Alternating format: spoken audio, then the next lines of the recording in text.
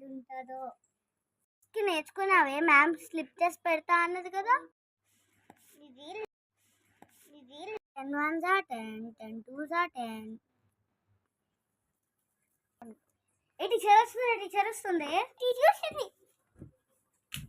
Good morning teacher, please be with your teacher. Good morning నాన్న, good morning